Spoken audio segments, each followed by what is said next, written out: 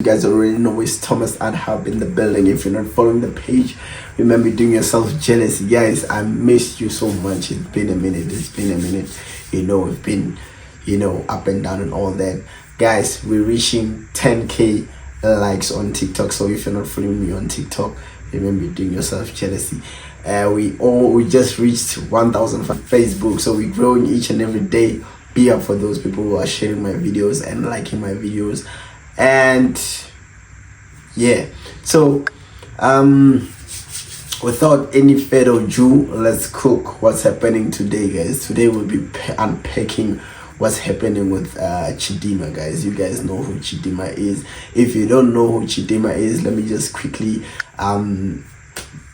give it to you. CHIDIMMA was once a South African, was once crowned Miss South African. So what happened is people later on realized that nah, she's not a South African. You know how people is. People dig up your past and everything, and then they realized no, she ain't a South African. So they redeemed her crown, and the people realized that no, she's a Nigerian. So she went to Nigeria. What the Nigerian government did is and there was this other two people. Wow, it's a sad story. There's these other two beautiful Nigerian ladies, which were, one of them was supposed to be crowned Miss South Africa, Miss Nigeria.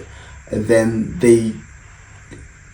I don't know if they felt pity for her or something. So when she came back to Nigeria, they just crowned her Miss Nigeria. And then the Nigerians were like, no, to hell with South Africans, we'll crown her, she'll be Miss Nigeria. Okay, which they did, only to their surprise that like she actually came back to South Africa. Like she came back to South Africa illegally.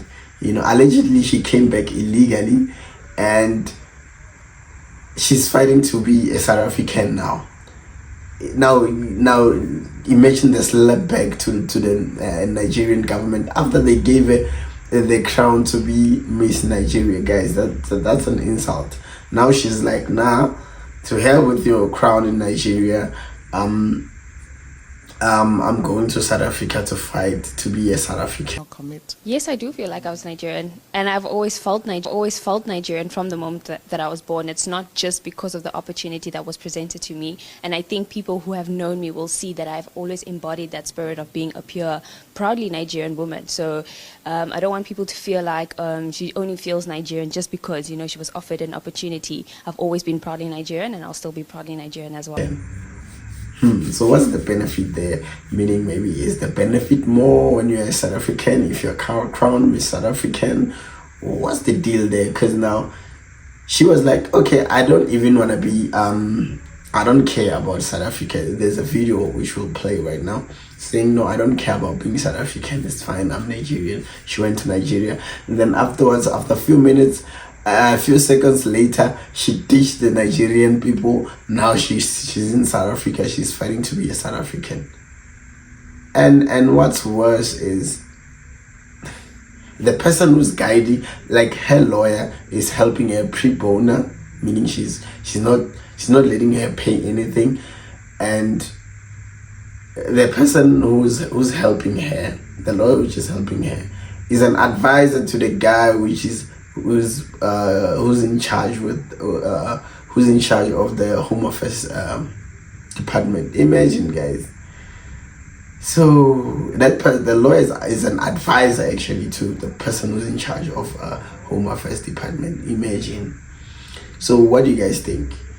Will she win the case? Must she go back? Must she stay and claim a crown? What do you guys think, guys? Like, follow, share my videos. Make sure you catch the next one, as much as I'll be dropping more videos for you guys. If you're not following the page, remember doing yourself jealousy. See you on the next one.